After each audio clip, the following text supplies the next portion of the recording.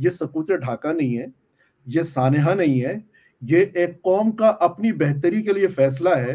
اور ہمارے پچھلے 50 سال کی تاریخ میں، یعنی 71 سے لے کے آج 2023 تک کے معاشی اشاریے، ان کی معاشرت، ان کا لٹریچر، ان کا بزنس فورم اور ان کی سیاست اور ان کی ساری رینکنگ اٹھا کے آپ دیکھ لیں، وہ یہ بات ثابت کرتی ہے کہ انہوں نے اپنے حق میں بالکل بہتر فیصلہ کیا، بالکل ٹھیک فیصلہ کیا.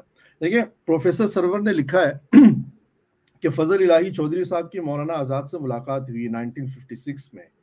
تو مولانا آزاد فضل الہی چودھری کو کہہ رہے ہیں، ان سے یہ کہہ رہے ہیں کہ دیکھیں مجھے دو باتیں کھٹک رہی ہیں. نمبر ایک، مجھے تو یہ لگ رہا ہے کہ پاکستان میں جو حکومت کا کاروبار ہے وہ افسروں کے ہاتھ میں جانے والا ہے، یہ غلط ہوگا پاکستان کے لیے. نمبر دو، مجھے ایسا لگ رہا ہے کہ پاکستان بنگالیوں کے ساتھ زبان اور ثقافت کے معاملے میں چھیڑ چھاڑ کرنے والا ہے.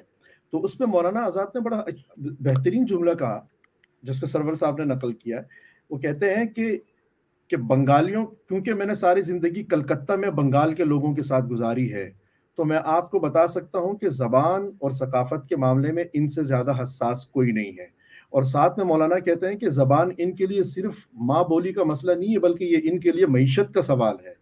اس لیے کہ ان کی جو زبان ہے اس میں اتنا ترنم اور اتنی موسیقیت ہے کہ وہ تب بھی موسیقی اور شاعری کے اندر راج کر رہی تھی، اور آج بھی آپ کے بالی ووڈ کے اندر بنگال کے لوگ راج کر رہے ہیں. اس کی وجہ یہ، اور آپ کے جو پاکستان، بلکہ آپ کے پورے بر صغیر پاک و ہند سے ایک ہی آدمی لٹریچر کے اندر نوبل انعام یافتہ ہے، اور رابندر ناتھ ٹیگور ہیں، اور وہ بنگالی زبان کے، بنگال کے رائٹر ہیں.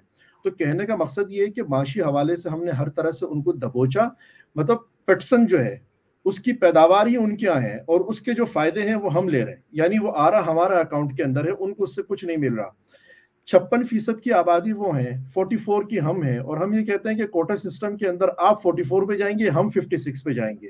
تو ایسا، ہاں. اور دوسرا یہ کہ بنگالی زبان بولنے والے جو ہے وہ پورے پاکستان میں اس وقت متحدہ پاکستان کے اندر زبان بولنے والے، بنگالی بولنے والے 60% ہیں، اور اردو بولنے والے 4% ہیں. اور ہم یہ کہہ رہے ہیں کہ 4% کی زبان جو ہے وہ 60% کے اوپر مسلط کی جائے گی. تو اس وجہ سے انہوں نے جو اپنے لیے فیصلہ کیا، وہ جو ابھی آپ نے جو معاشی ایک پورا ایک رینکنگ آپ نے سامنے رکھی ہے، وہ اشاریے سامنے رکھے، وہ بتاتے ہیں کہ انہوں نے اپنے حق میں بالکل بہتر فیصلے کیے. لہٰذا ہمیں ان کو چھیڑنے کے بجائے، ان کو مورد الزام قرار دینے کے بجائے، بھائی یہ ان کا حق بنتا ہے کہ وہ ہندوستان کے ساتھ دوستی کا ہاتھ بڑھائیں، کیوں نہ بڑھائیں؟ بلکہ ان سے سبق سیکھتے ہوئے ہمیں بھی ہندوستان کے ساتھ دوستی کا ہاتھ بڑھانا چاہیے. ہمیں ان کی مارکیٹ میں انویسٹمنٹ کرنا چاہیے. ہمیں لاہور کی اور کراچی اور فیصل آباد کی منڈیاں ان کے لیے کھولنی چاہیے کہ ہندوستان کے تاجر آئیں اور وہاں پر تجارت کریں. اس کے علاوہ ہمارے لیے مسئلے کو کوئی حل نہیں ہے. سو لہٰذا ہم جو ہماری اصطلاحات ہیں اور لفظیات ہیں ان کو تبدیل کریں، اور بڑے دل کے ساتھ ہم جب، بھائی اب 21 فروری آنے والا ہے، 2 مہینے کے بعد پوری دنیا میں مادری زبانوں کا عالمی دن منایا جائے گا. میں اور آپ تسلیم کریں یا نہ کریں، لیکن ساری دنیا مادری زبانوں کا جو عالمی دن منائے گی، وہ تو بیسیکلی ڈھاکہ یونیورسٹی کی انہی طلبہ کی یاد میں منائے گی جنہوں نے اپنی مادری زبان کے لیے جان قربان کی ہے، اور وہ جان لینے والے ہم ہیں. تو لہٰذا بجائے اس کے کہ ہر 21 فروری کو یہ کالک ہم اپنے منہ پہ ملیں، ہر 16 دسمبر کو ہم یہ کالک اپنے منہ پہ ملیں، ایک دفعہ ہاتھ جوڑ کے معافی مانگ لیں، اور سفارتی طریقے میں اور اپنی اصطلاحات اور لفظیات کے اندر اور اپنے لٹریچر کے اندر ان کے لیے تھوڑا سا اپنا جو نیریٹو ہے اس کو تھوڑا سا کاؤنٹر ہم خود کریں. اس کے بعد میرے خیال ہے کہ سفارتی راستے نکلنا شروع ہو جائیں گے، اور ڈائریکٹلی نہ صحیح تو انڈائریکٹلی کم از کم ہم ان سے معذرت کرنے کے لیے یا اپنی شرمندگی کے اظہار کرنے کی پوزیشن میں آ جائیں. بالکل صحیح. مجھے یاد پڑتا ہے جی، جیسے ہم یہ یوز کرتے ہیں ٹرم فال آف ڈھاکہ. جب ویتنام کی جنگ ختم ہوئی 1975 میں، تو امریکن میڈیا اس کو کہتا تھا فال آف سائیگون. ایک امریکن ایکٹریس تھی جین فونڈا، اس نے بڑا ہی ایک میموریبل فقرہ کہا. اس نے کہا تھا it is not the fall of Saigon, it is the rise of Saigon. تو ہم کیوں فال آف ڈھاکہ دن رات کرتے رہتے ہیں؟ اور نسیم صاحب، ہمارے ہاں ایک آرگیومنٹ یہ بھی دیا جاتا ہے کہ جی 2 نیشن تھیوری کو بنگلہ دیش کے بننے سے کوئی فرق نہیں پڑتا. تو میں نے بہت سارے لوگوں سے یہ پوچھا، میں نے کہا بھائی جب بنگلہ دیش نامنظور تحریک چلی تھی 73 میں، تو اس کا سب سے بڑا آرگیومنٹ کیا تھا؟ ان کو اب شاید یاد نہیں. میں نے کہا جی اس کا سب سے بڑا آرگیومنٹ یہ تھا کہ بنگلہ دیش تسلیم کرنے سے 2 قومی نظریے کی نیگیشن ہو جائے گی. استفادہ ہم اس کو نگیشن قرار دیتے تھے. اب ہم کہتے ہیں کہ نہیں, وہ دیکھو بنگلہ دیش جو ہے نا انڈیا میں مرج تو نہیں ہوا بھائی, وہ ایک الگ قوم بن گیا. عرب جو ہیں ایک زبان ہے, ایک کلچر ہے, وہ 22 ملکوں میں بٹے ہوئے ہیں جی. کہ اس کا کیا مطلب ہوا کہ ٹو نیشن, جیسے مولانا حسین احمد مدنی نے کہا تھا کہ آج کل قومیں اوطان سے بنتی ہیں, تو یہ بات تو صحیح ثابت ہو گئی نا. جو انڈیا میں رہتا ہے وہ انڈین ہے, جو پاکستان میں رہتا ہے پاکستانی ہے, جو بنگلہ دیش میں رہتا ہے پاکستان وہ بنگلہ دیشی ہے. تو ہم اس طرح سے توڑ مروڑ کے ہم حقائق کو تسلیم کرنے کے بجائے we love to distort and manipulate arguments, even manufacture arguments. تو اس مینٹالٹی کو کیا کہیں گے آپ؟ چوہدری صاحب, میں عالم صاحب کی اس بات پہ بڑا فلی کنونسڈ ہوں کہ ہم بہت بڑے مجرم ہیں مشرقی پاکستان کے یا بنگلہ دیش کے, اس لیے کہ ہم کس چیز کے لیے لڑ رہے تھے وہاں, ہم جو کچھ کر رہے تھے کس کے لیے کر رہے تھے. تو کیا وہ بات صحیح ہے جنرل ٹکا خان کی کہ I want land not the man? کیا ہم یہ تھا کہ ہم اپنے ہم وطنوں کو وہاں سے ان کی اتنی کلینزنگ کرنا چاہتے تھے یا ان کو ختم کرنا چاہتے تھے, اور پھر جو آپ کو صرف زمین چاہیے؟ اگر آپ کی یہ سوچ ہے اور یہ اپروچ ہے تو وہ چیز تو یہاں بھی دوبارہ اس پاکستان میں جو اس وقت پاکستان کہلاتا ہے اس میں بھی ریپیٹ ہو سکتی ہے کہیں. اگر یہ چیز ہے کہ I want land not the man, تو ہم تو یعنی بہت بڑے مجرم ہیں. ہم کس چیز کے لیے لڑ رہے تھے, کیوں ہم مار رہے تھے, کیا وجہ کیوں مار رہے تھے؟ وہ دیکھیں انہوں نے الیکشن جیتا, فیئر الیکشن ہوا, ہر دنیا نے مانا. یعنی پاکستان میں 1947 کے بعد 46 کے بعد یہ دوسرا ایک الیکشن تھا جس میں کہ انہوں نے ایک فیئر الیکشن ہوا, ہر ایک نے اس کو مانا. اس میں 162 میں سے 160 سیٹیں مل گئی, ایک نور الامین کو ملی, ایک راجہ ترین دیوا کو ملی. تو آپ کو اس اگلے دن ہی فیصلہ دے دینا چاہیے تھا, لیکن نہیں چاہتا. لیکن الٹیمیٹلی وہی چیز ہوئی جو کہ 1947 سے آ رہی تھی کہ there should be a subordinated democracy. Ayub Khan defence minister, Ayub Khan commander in chief 10 سال تک, ایوب خان صدر, یحییٰ خان صدر, اس کے بعد اینڈ سو آن. ایک 5 سال کا ٹکڑا ملتا ہے بھٹو صاحب کو, لیکن وہ بھی اس میں بھی 2-3 اٹیمپٹ ہوئے. بتائیے آپ سب لوگوں کو چیز کا سوال یہ پیدا ہوتا ہے کہ کب تک یہ کھیل چلے گا جو بھی مشرقی پاکستان میں ہوا. ہمیں آج بیٹھ کے اب کھل کے وہ نسل جس نے بنگلہ دیش بنتے دیکھا اس کو بیٹھ کے یہ سوچنا چاہیے کہ کیا یہ کھیل ہم کب تک چلائیں گے, کب تک یہ کھیل چلے گا. دیکھیے جہاں تک بنگلہ دیش کی پروگریس کا تعلق ہے, پہلے 25 سال یا پہلے 23 سال they were struggling. انہوں نے کوشش کی کہ چونکہ ان کے ریلیشنز تھے ویسٹ پاکستان کے ساتھ 23 سال تک, بزنس کمیونٹی کے ساتھ بھی دوسروں کو, تو لوگ یہاں سے گئے, انہوں نے بزنس کو اسٹیبلش کیا, انہوں نے ریوائیو کرنے کی کوشش کی, لیکن they couldn't reach to those results جو کہ ہونے چاہیے تھے. اس کے بعد جو تھا کہ ان کو انڈیا کے ساتھ ایک الائنس کرنا پڑا, بزنس الائنس, اور اس سے جو تھا ان کی کایا پلٹ گئی یوں کہہ لیجیے. پھر ان کو ایک اسپیشل دنیا نے اسٹیٹس بھی دیا, اور اس سے وومن امپاورمنٹ ہوا, عورتیں فیکٹریوں میں کام کرنے لگیں, اور آج دنیا میں جہاں بھی جائیں میڈ ان بنگلہ دیش آپ کو کپڑا ملے گا, شرٹس ملے گی, ہر چیز ملے گی. اور انہوں نے اس طرح اس کو اچیو کیا, محنت کر کے آج وہ وہاں پہنچے ہوئے ہیں. اور there is no limit for them, کیونکہ مین پاور بھی ہے. آپ جو 70% کہتے ہیں نا لٹریسی, وہ اسکلڈ لٹریسی ہے, کوالٹیٹیو لٹریسی ہے. یہ سوچ ذہن پہ رکھیں. اور یہ آج نہیں ہے, 47 میں بھی یہی پوزیشن تھی کہ ہم سے زیادہ اچھے تھے in term of qualitative literacy. ہماری تو 5% لٹریسی بھی نہیں تھی اس وقت. تو اور آج بھی جو آپ کہتے ہیں نا 60%, اس میں کوالٹیٹیو 5-6% بھی نہیں ہے. اور اس 5-6% میں 1-8% تو ویسے ہی ملک چھوڑ کے چلے جاتے ہیں جیسے ہی ان کو موقع ملتا ہے. تو آپ کی پوزیشن تو ویسے ہی بڑی ایک قسم حالت خراب ہے. صرف اتنا ہی کہوں گا یہاں اس موقع پہ کہ the time is running out. We have to sit and discuss and take it very very seriously کہ بھائی جو ہوا وہ ریپیٹ نہ ہو.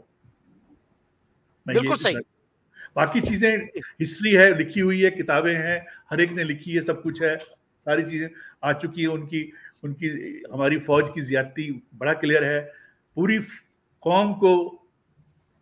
قوم مجرم ہے ویسٹ پاکستان کی. وہ سائلنٹ لوگ, ہمارے جیسے لوگ جو 20-21 سال کے تھے, وہ بھی اتنے ہی مجرم ہیں کہ وہ اٹھے نہیں, بولے نہیں, انہوں نے ریزسٹ نہیں کیا, وہ سڑکوں پہ نہیں آئے, انہوں نے کہا کہ دس از ناٹ ایکسیپٹیبل. وہ برابر کے مجرم ہیں میری نظر میں. ٹھیک, ہمیں ان سے انکنڈیشنل معافی مانگنی چاہیے. جو کچھ ہوا ہم اس کے برابر کے ذمہ دار ہیں اور ہم مجرم ہیں اس کے, اور ہم آپ سے معافی مانگتے ہیں, ہاتھ جوڑ کے آپ سے معافی مانگتے ہیں. ہم لوگوں سے ہمارے پرکھوں نے زیادتیاں کی آپ کے ساتھ. That should be unconditional. میرا بالکل ٹھیک, صحیح. اچھا فنون صاحب, پچھلے دنوں میں نے ایک پروفیسر صاحب کا انٹرویو کیا, کراچی میں رہتے ہیں اور پاکستان سٹڈیز پڑھاتے رہے ساری عمر. تو وہ بڑے گلے شکوے کر رہے تھے کہ بہاریوں کے ساتھ بڑا ظلم ہوا. ان کو بنگالیوں کے ساتھ ہوئے ظلم کا کوئی فکر نہیں تھا, لیکن بہاریوں کے ساتھ جو ظلم ہوا اس کا بڑا فکر تھا. تو بڑی ان کی سٹوریز تھی. تو میں نے ان سے یہ کہا, میں نے کہا سر اس کا تو مطلب یہ ہے کہ ہم نے پہلے یہ کہا کہ مسلمان ہندوؤں کے ساتھ نہیں رہ سکتا, پھر ہمیں پتا چلا مسلمان مسلمانوں کے ساتھ بھی نہیں رہ سکتا. تو ہمارے ملٹری آفیسرز کو اگر یہ احساس ہوتا کہ بھائی یہ ملک بنا تھا مسلمانوں کی حفاظت کے لیے, تو وہ شاید کبھی اس طرح کی زیادتیاں نہ کرتے جو وہاں پہ کی. ان کو اگر سینس آف ہسٹری ہوتا کہ یار یہ تاریخ میں کس طرح لکھی جائے گی یہ بات, تو وہ شاید اس طرح کی حرکتیں کبھی نہ کرتے. تو آپ کیا کہیں گے اس میں؟ میں اگر جواب دے دوں پھر بعد میں عالم صاحب دیں, اجازت ہے مجھے؟ جی بالکل. دیکھیے 1946 کے اندر جو ڈائریکٹ ایکشن کروایا گیا تھا جناح صاحب کی طرف سے, سہروردی نے جو کیا تھا, اس کا ریپرکشن بہار میں ہوا. ٹھیک, بہار کے اندر ہندوؤں کا اور مسلمانوں کا, وہاں سے پھر مائگریشن شروع ہوتا ہے سون آفٹر 47 بہاریوں کا ایسٹ پاکستان کے اندر. اور وہاں پوزیشن یہ ہوئی کہ right from the day one businesses ان کے پاس تھے, میجر بزنسز, اور یہ اگین بنگالیوں کو ایک قسم کا سیکنڈ گریڈ سٹیزن سمجھتے تھے. جب 71 کا واقعہ ہوا تو انہوں نے شروع ہی سے, ان کو ذہن میں شروع ہی سے بنگالیوں یہ تھا کہ یہ جو ہے یہ فوج کے ساتھ الائن کر کے ہمارے خلاف ہیں. اور یہ الیکشن کے جو بعض حلقوں کے نتائج تھے وہ بھی یہی ڈیمانسٹریٹ کر رہے تھے, اور یہی کچھ ہوا. اور یہ شمش اور البدر جو بھی تنظیمیں تھیں, ان کے کرنے والے اور جو مطلب کہ جو لوگ انوالو تھے یا جو لوگ زیادہ وہ تھے, وہ بہار کی بہاری ہی تھے, اور وہ زیادہ تر جماعت اسلامی کے ہی لوگ تھے. میں اتنا ہی کہوں. جی فنون صاحب. میں اس پہ میرا خیال ہے کہ جو نسیم صاحب نے جواب دے دیا, انہوں نے کام ہی سارا آسان کر دیا, بلکہ انہوں نے بالکل مکمل ہی کر دیا. لیکن ساتھ ہی میں اس میں اگلا مصرع جو ہے یہ باندھوں گا کہ پرابلم ہمارا یہ ہے کہ چیزیں ہمارے اختیار میں نہیں ہیں. اصل مسئلہ ہے 1947 کی تقسیم, باقی ہیں واقعات, حادثات جو کہ اس کے نتیجے میں پیدا ہونے تھے. برطانوی سرکار فلسطین سے نکل رہی ہے تو وہاں پہ کچھ لوگوں کو لا کے آباد کر رہی ہے, پھر اقوام متحدہ کو معاملات حوالے کر رہی ہے, اور پھر وہاں پہ ایک لائن کھینچ رہی ہے. یہ جو لائن کھینچنا ہے یہ ہے اصل میں معاملہ.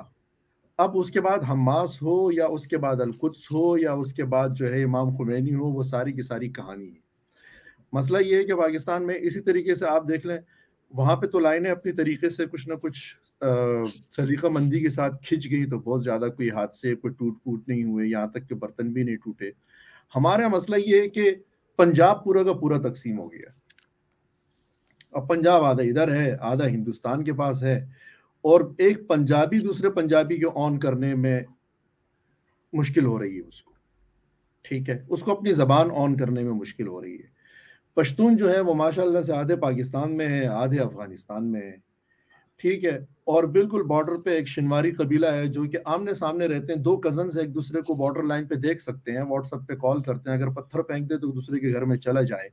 لیکن اس کو اسلام آباد آنا ہے, یہاں سے ویزا لینا ہے, پھر دنیا ناگمان سے گھوم کے پھر اس کو جو ہے نا اپنے کزن کی شادی میں جانا ہے. یہ ایک المیہ ہے. ہمارے کردوں کو آپ دیکھ لیں, ایک نسل ہے, ایک قوم ہے, 6 حصوں میں بٹے ہوئے. ٹھیک ہے, اب جو کرد ایران میں ہے اس کا اپنا ایک الگ پرابلم چل رہا ہے, جو عراق میں ہے اس کا ایک الگ پرابلم چل رہا ہے, جو ترکی میں ہے اس کا اپنا ایک پرابلم چل رہا ہے.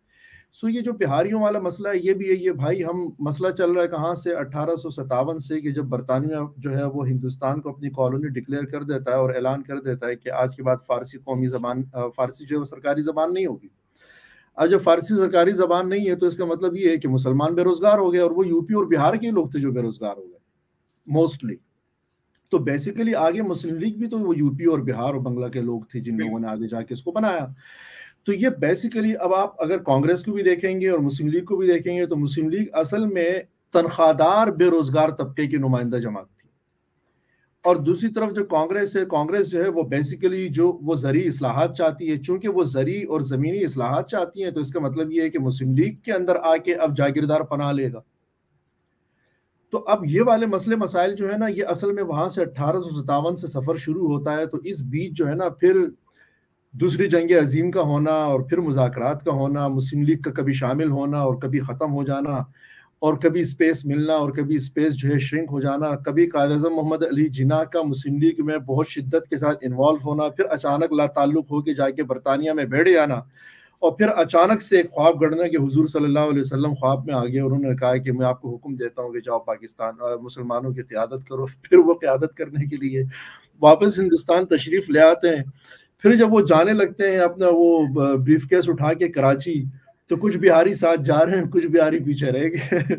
تو وہ بہاری جو ہے وہ جو رہ گئے ہیں وہ بیچارے وہ یہ کہہ رہے ہیں کہ وہ اصل میں ہم تو یہ سمجھ رہے تھے کہ صبح اٹھیں گے، جو پاکستان کی بات ہو رہی ہے، ہم صبح اٹھیں گے تو جہاں ہم بیٹھے ہوں گے وہ پاکستان ہوگا. ہم نے یہ تھوڑی امیجن کیا ہوا تھا کہ ہمیں بوریا بستر اٹھا کے کراچی جانا پڑے گا. تو کہنے کا مقصد یہ ہے کہ وہ المیے اتنے آپس میں باہمی الجھے ہوئے جو کہ الجھائے گئے ہیں. میں اس کو سیدھی بات آپ سے عرض کروں گا کہ وہ الجھائے گئے ہیں. جی ہاں، وہ الجھائے گئے ہیں. مثلا آج بھی آپ کی جو گلوبل پاور کلاس ہے وہ کشمیر کا مسئلہ نہیں حل، یعنی آپ نے کشمیر کے بیچ بھی لائن کھینچی ہوئی ہے، پنجابیوں کے بیچ لائن کھینچی ہوئی ہے، پشتونوں کے بیچ لائن کھینچی ہوئی ہے، کردوں کے بیچ لائن کھینچی ہوئی ہے، بہاریوں کے بیچ لائن کھینچی ہوئی ہے، بنگالیوں کے بیچ کھینچی ہوئی ہے. آپ تو باقی چھوڑیں، برما کے بیچ کھینچی ہوئی ہے، بیچارے آتے بنگلہ دیش میں، اور جو اپنے ملک میں بیٹھے ہیں وہاں بھی ان کی کوئی شناخت نہیں ہے. CNIC اپنے ملک میں نہیں بنا سکتے، اور جائے کہ ہم اس بات کو رو رہے ہیں کہ جو کراچی میں برما کے شہری بیٹھے ہیں ہم اپنے لیے CNIC نہیں بنا سکتے. بھائی وہ جہاں پیدا ہوا تھا وہ وہاں نہیں بنا سکتا، تو ہماری باری تو بہت بعد میں آتی ہے. تو وہ جغرافیہ اتنے گھچ پچ ہیں کہ وہ اصل میں حقیقت ہے. باقی اس کے علاوہ جو بھی حادثے اور سانحے پیدا ہو رہے ہیں وہ بس واقعات ہیں. مطلب اب ہوا چل رہی ہے، اس ہوا کا چلنا اصل میں واقعہ ہے، اور آگے اس ہوا کے نتیجے میں کیا گر رہا ہے، کیا اڑ رہا ہے، درخت گر رہا ہے، بل بورڈ گر رہا ہے، یہ ہو رہا ہے، وہ ہو رہا ہے، وہ پھر ایک الگ معاملات ہیں. لیکن اب یہ کہ ہوا کی سمت کے ساتھ کیا کرنا ہے وہ ہمارا مسئلہ ہے. وہ ہوا کی سمت کسی خاص سمت کے اندر رکھا جو گیا ہے وہ رکھا گیا، وہ ہوا نہیں. یعنی اتفاقی ہوائیں نہیں چل رہی ہیں، یہ باقاعدہ ایک منصوبہ بند ہوائیں ہیں جو ظاہر ہے کہ عالمی اسٹیبلشمنٹ نے قائم کی، اور عالمی اسٹیبلشمنٹ نے ہمارے اوپر یہاں پہ اپنے جو کرایہ دار اسٹیبلشمنٹ ہمارے سر کے اوپر کھڑی کی ہوئی ہے وہ ان ہواؤں کی نگہبان ہے. باقی اس کے علاوہ جو کچھ ہو رہا ہے بس وہ ہو رہا ہے، بس کیا اس میں ہو سکتا ہے. اچھا نسیم صاحب، 1972 میں بنگلہ دیش میں 80% پاورٹی تھی، 80% لوگ جو تھے پور تھے، اور اب جو ہے وہ 20% کے قریب کہا جاتا ہے، شاید 20 سے بھی کم وہ پور ہیں. ہاں، انڈیا اور بنگلہ دیش کا بارڈر ایگریمنٹ ہوا 2015 میں، اور اس میں کہا جاتا ہے کہ 17,000 ایکڑ کا فائدہ ہوا. They gain territory as a result of that border agreement. تو اگر ہم یہ کالونی والا آرگومنٹ مان لیں پھر تو انڈیا کو گین کرنی چاہیے تھی کہ اگر بنگلہ دیش جو ہے وہ ان کی کالونی ہے اور ہیجیمنی قائم کر لی ہے انڈیا نے بنگلہ دیش کے اوپر. تو اس پہ کمنٹ کیجئے گا، پھر کوئی کنکلوڈنگ تھاٹس ہوں تو وہ دیجئے گا. بنگلہ دیش ان کی کالونی ہوتا تو انڈیا بینیفیشر ہوتا ٹریڈ کے اندر، ٹھیک ہے. وہ تو ایک سٹیٹمنٹ ہے جو کسی نے سویپنگ دی ہے، لیکن جو فیکٹ ہے وہ یہ ہے کہ ان کی ایکسپورٹ جو ہے تقریباً $55 بلین کی ہے. تو اس سے اور پھر ان کا جو کرنسی ہے وہ ہم سے تگنی کہیں 87-85 کے قریب ہے. وہ بھی اتنی مضبوط ہے ان کی کرنسی. یہ دو ڈینومینیٹر ہیں یا دو انڈیکیٹر ہیں، وہ ظاہر کرتے ہیں کہ وہ کتنے ان کی اکانومی کتنی مضبوط ہے. لٹریسی آپ نے بتا دی ہے ساری. تو اور جہاں تک سوال ان کا یہ ہے کہ وہ کالونی ہے، تو کالونی کس بیس پہ، مطلب کالونی کے جو اثرات ہیں وہ ان پہ آنے چاہیے تھے بنگلہ دیش پہ، وہ تو کہیں نظر نہیں آتے. اگر کالونی ہوتی تو ان کی فوج کس کی ہوتی، وہاں فوج کے اوپر کنٹرول کس کا ہوتا. वो भी नजर नहीं आता। टोटली इंडिपेंडेंट फैसले वो टोटल इंडिपेंडेंट लेते हैं, इंटरनेशनल कम्युनिटी में वो टोटली इंडिपेंडेंट है। और किस तरीके से वो मतलब ये कि आप कोई साहब कह रहे हैं, मैं तो नहीं मानता इस बात, ये बिल्कुल गलत है। बस मैं जो मेरे क्लोजिंग हो गए रिमार्क्स हैं वो यही हैं कि हमें 1971 से सबक सीखना चाहिए कि हम 47 से लेके 71 तक क्यों पहुंचे, कैसे पहुंचे, किस तरह पहुंचे, कौन जिम्मेदार है उसका। जिम्मेदारी हमें जब तक हम लेंगे नहीं कि इसकी जिम्मेदार कौन है, इंडिविजुअल है, मुश्तरका है, अदारा है या बहैसियत पूरी कौम है, ये हम इसका फैसला हमें, जब तक हम इन चीज़ों को एसेस करके एनालाइज करके कंक्लूड नहीं करेंगे हम आगे नहीं बढ़ सकते। देखिए कहते हैं ना कि आप पासिंग द बक की दूसरे के ऊपर इल्जाम लगा देना कि सब वो कर रहा है मैं को तो कुछ नहीं कर रहा, तो ये इसकी कोई हैसियत नहीं है, यानी it doesn't carry any wait. तो मैं इस चीज़ पे कोई अहमियत देता, मैं यही चाहूँगा कि हम एक इस पे डायलॉग होने चाहिए, डिस्कशन होना चाहिए, ओपन फ्री डिस्कशन होनी चाहिए विद फ्री ऑफ माइंड, कोई हर्ज नहीं पड़ता। टीवी टॉक्स होनी चाहिए बिल्कुल क्लियर। 2/3 जब आपकी 2/3 आपकी आबादी का 2/3 जवान है, आप अगर उसके साथ सच नहीं बोलेंगे मेरे भाई, तो यार उनको क्या सिखाएंगे आप, वो किस डायरेक्शन पे जाएंगे, उनकी सोच क्या बनेगी, मुजरिम ही बनेंगे वो भी हमारी तरह। Let's put in this way. मैं यही रिमार्क्स है मेरे। Thank you very much. बिल्कुल ठीक जी। फनूद साहब, योर कंक्लूडिंग थॉट्स प्लीज। मैं तो बस यही कंक्लूड करूंगा कि ये बात दुरुस्त है नसीम साहब की भी और आपके सवाल की सूरत में भी कि हमें भले की तरफ जाना चाहिए, माजरत की तरफ जाना चाहिए। और माजरत का एक तरीका यानी अपनी शर्मिंदगी के इजहार का एक तरीका ये भी है कि हमारे जो बुनियादी 2 मसले हैं उसको हल कर लें।